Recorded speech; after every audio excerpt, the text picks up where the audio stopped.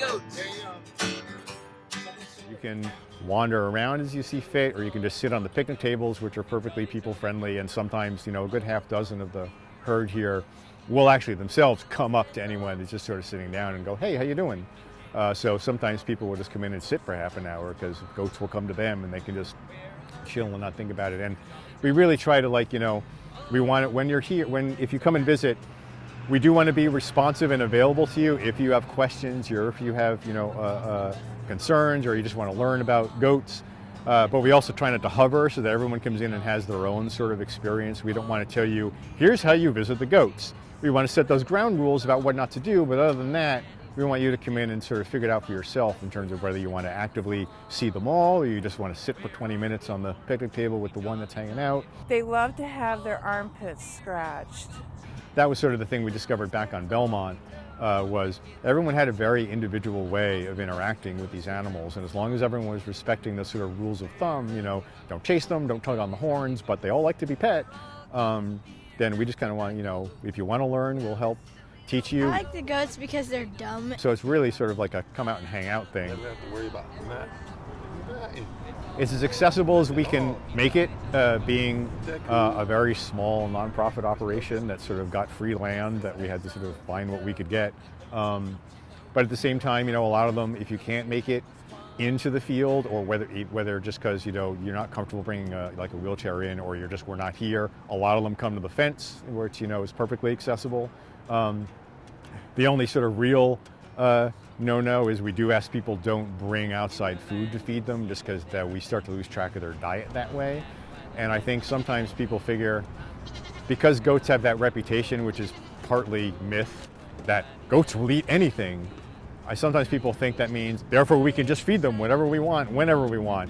And for us, it's sort of like, we don't want to damp down the sort of enthusiasm, but at the same time, you don't take your own food to the zoo or to the neighborhood dogs in the backyards in your street, because they have owners who take care of them. So we kind of need people to sort of watch that.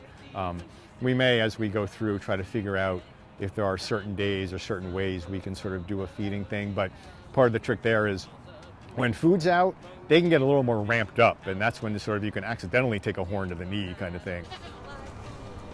But they'll nibble on bike parts and they'll nibble on wheelchair parts, and you just got to be aware of whether it's something they should be chewing on or if you don't care.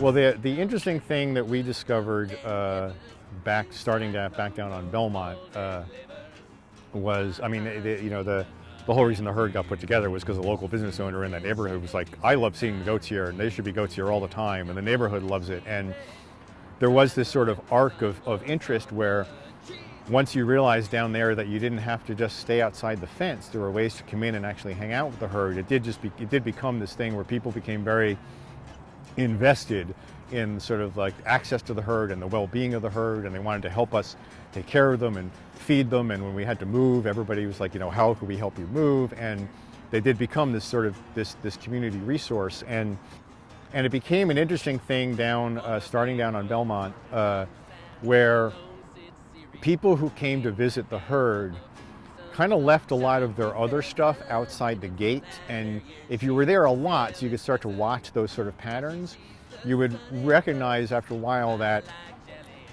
people would come in, and you knew, just because over time you would get to know various people, you knew that these people had very different politics or very different religious beliefs or very different attitudes towards development or whatever. But once they came inside, everything was mostly just about the herd. It was about that sort of weird kind of rural oasis in the middle of the city thing.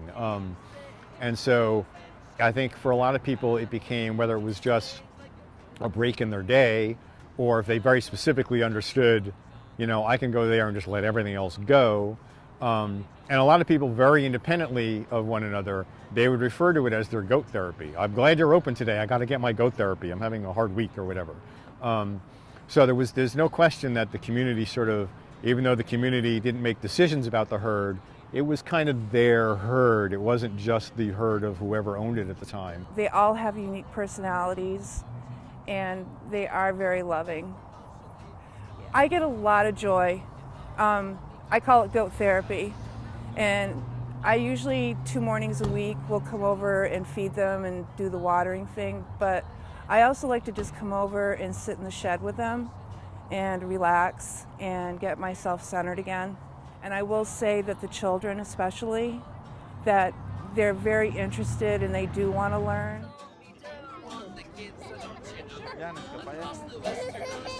For a lot of the children, this is the first time they've ever seen any type of a farm animal. So yeah, it's a very unique experience for them. And watching them, go from being very unsure if they're friendly to like getting right up to them and petting them and really enjoying the goats. I think that they really should,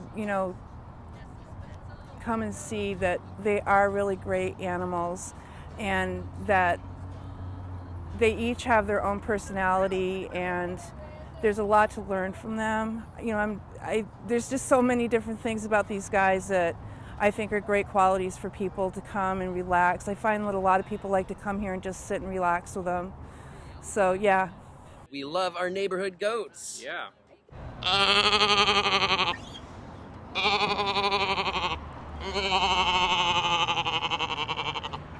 It's how I attract goats to me. He takes great pride in that ability.